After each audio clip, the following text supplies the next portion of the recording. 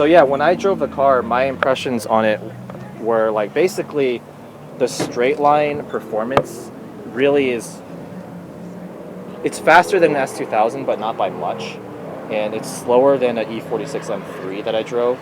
Because I drove a E46 M3 on NTO1. Right over here too. Yeah, with no aero, but it felt a lot faster on the straights, and I ran a 144. I think it was a 44.5, so almost identical to the last time I did in your car. But that's all straightaway.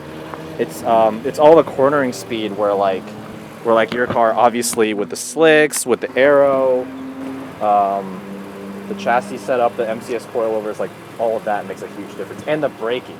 Yeah. The braking was incredible. If I remember that, he was running PFC 08s in your video or something? PFC, and the pedal had just no bite to it at all. Like yours doesn't have much bite, but at least when you stomp on it, it still stops. Yeah. His was just like, come on, like stop. Like, and I definitely overcooked a couple corners, but like this car, you can input very small steering inputs. Is much quicker in AP2? I have AP1, so it's like very quick steering. But this car, like you can put in very fine adjustments, but everything's just a little bit slower to react. But the overall like balance of it is really, really impressive. Now that we've talked about the car a little bit, talk to me about how you got into racing. So I'm coming up to like my 4th year of track driving. I'll be 4 years in I think like July or August, so pretty close to that. But I think for the first 2 years, it was really just, wow, this is like super fun. I actually started driving on a Honda Civic Si.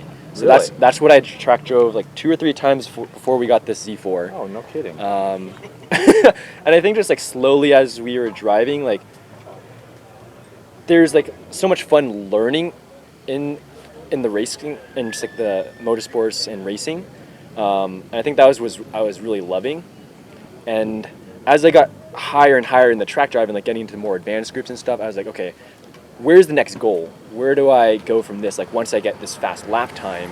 And we had made a connection with Andre pretty early on, and when we started tracking, he was like pushing me towards like, hey, like if you're that interested in going fast, like try racing. Like you learn so much more, and you can't prepare for it. You just have to jump into it, and you learn from there.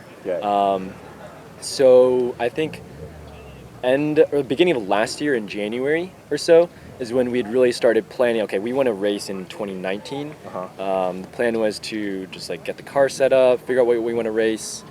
And actually in last August, we got a spec Miata to race. That's right. Funny enough though, got it without consulting anyone else really. And some people actually say it's like spec Miata is just as expensive as running one of these cars. Really? Because what happens is everyone is so much more reckless in spec Miata. You have an incident every single weekend. And if you, I can see that. Yeah, if you've seen like Track Day Fun's videos, like he's a really good driver, but he'll just get punted from behind a random race. Yeah. And it's like 10,000 bill right there. That's pretty cool. So one of the things like talking with Andre, he was like, switch to racing a higher powered car where it's competitive, because then you can have a little better success. There's more leeway. The spec is a little bit more loose, so even though we all fit a 12.0 power to weight ratio, people are stronger in certain areas, whereas spec Miata is like you're all the same. You're all the same. But it's been a lot of fun. I've only done 3 race weekends this year, 2 in this car, 1 in the spec Miata, and it's a completely different world. Oh, I bet it is. Just with like passing, the level of aggression of all the drivers, right? Just there's a lot of things that you don't realize that you have to think about. Like if I just like weave in the guy's mirrors, like that can make him lose concentration just for a split second, and then you can get by him because he messes up the corner, little things like that. And I think like going back to beginning in track driving where I was saying like I loved learning how to drive faster, it's taking that to another level, because now I have to learn completely all over again. Like racecraft is a completely different than just your casual track days.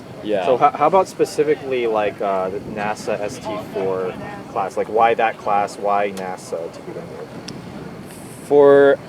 For me, it's a pretty competitive class. We have a field of about 14 to anywhere to 20 cars in a weekend. And so if you think about it, like we run a session with like 30 cars. Okay. And that's not even including out of class traffic. Okay. So it's like on track at a time we'll have like 50 cars actually. Wow. But it's pretty competitive.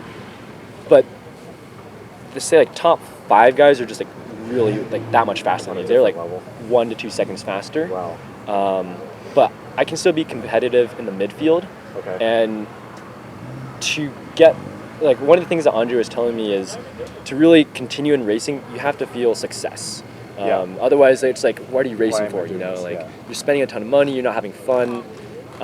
So ST4 is a class where I think that I can have success. The car is set up great, like it's definitely competitive.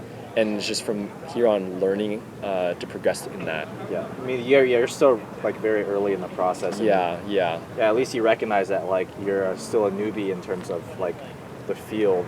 So it's cool that you're already like competitive mid-class, considering you're pretty new to this. So you have a lot more room to grow. Because some of these guys, they've been racing probably like double the time that I've been driving hard. Yeah, that's right. So I don't really feel bad, but it's definitely gonna be a steep learning curve to catch up to those guys. Right.